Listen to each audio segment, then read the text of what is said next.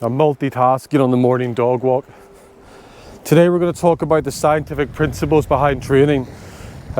These are a set of 7 principles that we can stick to when we're programming training, regardless of sport, methodology, desired outcome, which athlete we're training. These are the principles that govern the whole training process and should underpin everything that we do. Okay, so the first principle is the principle of specificity, which is probably the most important principle of training. This revolves around what we call the SAID principle, S-A-I-D, or specific adaptation to imposed demands. That means that if you do something a lot, your body will adapt to it and you'll get better at it. For example, if you deadlift 3 times a week, your posterior chain will get stronger, your bones will become more dense, and your deadlift technique will likely improve. But that's all specific to deadlift. You're not going to get better at cycling by deadlifting. Yes, the deadlift might result in increased leg strength. That may apply to cycling initially, but those benefits will plateau really quickly, and you'll continue to make gains in the deadlift if you keep deadlifting, but your cycling would stagnate without any specific cycling training. Now, of course, the opposite is also true. If you cycle tons, then your cycling performance will improve, and where you might get a wee bit stronger, your actual strength, as in your ability to exert force, will plateau really quickly. Then we have neuromuscular or kinetic specificity. This is the amount and rate of force development that your sport requires.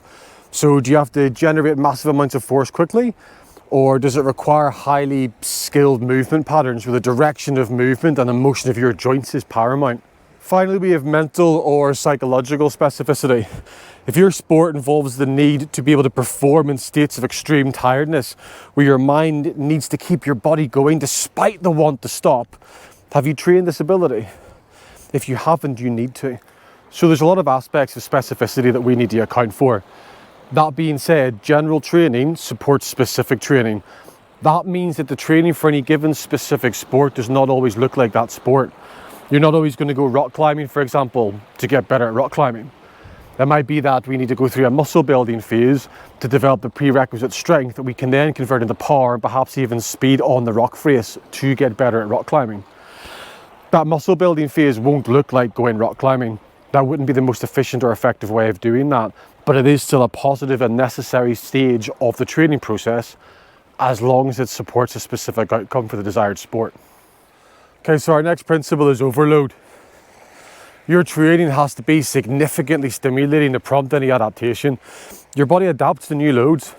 If you're not training hard, if you're not pushing the limits of your current capacities, then you'll not make the progress that you could. Now, this is because of something called adaptive resistance. This is defined as your ability to maintain homeostasis in the face of greater intensities and volumes of a specific stimulus. Let's use running as an example. If you get off your sofa and go for a run for the first time in years, your body will experience loads of fatigue and tons of adaptation. If you then keep going running along the same wee loop 2, 3, 4 times a week, your body will adapt to this and undergo adaptive resistance.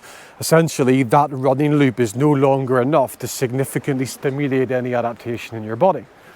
Your cardiovascular system won't be stimulated sufficiently. Your heart won't have to adapt to a greater stroke volume. You're not going to be accumulating more blood volume or hematocrit in your blood. Essentially, your body's already adapted to that load, so your overload threshold has been raised. You need to keep surpassing the threshold to keep promoting adaptation. The work capacity or the intensity of training needs to be increased to continue to promote adaptation. This is why people who run the same 5K loop 3 times a week often end up really frustrated that after all the initial gains they made when they started, they seem to plateau and just stay there because they're not raising the bar. Which leads nicely to our next principle, recovery. You can't adapt to what you can't recover from. Essentially, if you're training following the principles of specificity and overload, but you're not recovering, you'll only adapt and improve until you burn out or get injured. We need to have recovery days in our program. We even have recovery or deload weeks in our programming to allow for our body to supercompensate, to recover and to adapt. From a larger viewpoint, we have to take whole weeks or multiple weeks off each year. So our macro, meso, and micro cycles all have recovery built into them. Next, we have variation. To be fair, this isn't as important as the others. Specificity, overload, and recovery will get you a really good way on their own. But planned strategic variation programmed in allows you to alleviate the risk of injury, alleviate the risk of burnout, and it helps you maximize your training gains. Program variation will help you to prevent overuse injuries, maximize adaptive capacities, and decrease adaptive resistance. And it helps prevent burnout. Use it or lose it. Reversibility is our next principle. When you stop training, the gains that you've made will reverse and you'll revert back to a state of untrained. Now, Dr. Issarin published some work back in 2008 on block periodization versus traditional training theory.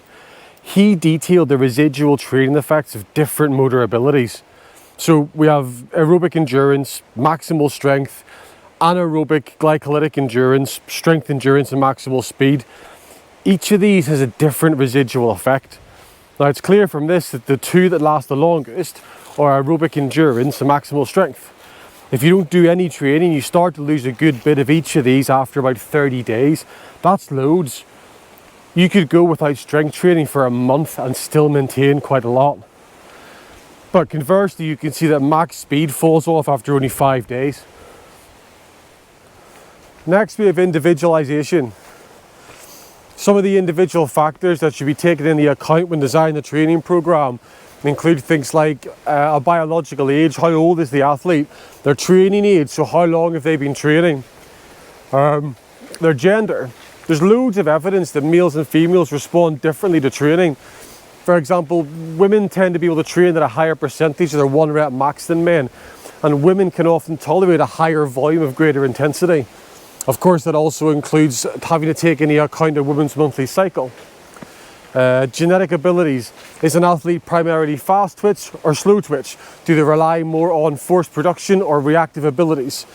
And then of course we've got anthropometrics. If an athlete has a long femur, a full depth back squat is probably a bad idea. How tall are they? How short are they? What is their body type? All of these things go into individualizing a training program effectively. Okay, our last principle is phase potentiation. We define this as the strategic sequencing of directed fitness characteristics, such that each phase of training enhances and supports the next. What this means is that when we plan a training program, each phase or fitness characteristic that we're training should naturally lead to and support the next phase or fitness characteristic in the program. An example of this is that if we want to make a sprint athlete faster, we might first train hypertrophy to increase the size of the muscle before a strength phase where we teach the new bigger muscle to be stronger. We then take that newfound strength and learn how to express force quickly with power training. Now that we have a bigger, stronger, more powerful athlete, we can increase speed by doing lower volume, high velocity training. I'll put on the screen a graphic from Zimparo and Minetti that illustrates an approach to phase potentiation that we really like here at Blackthorn Strong. Okay, so that's us from a macro view of training principles. I hope that helps increase some understanding of the training process and gives you some guiding principles for training programming. As usual, if there's any questions, just stick in the comments below and we can have a wee chat. See you next time.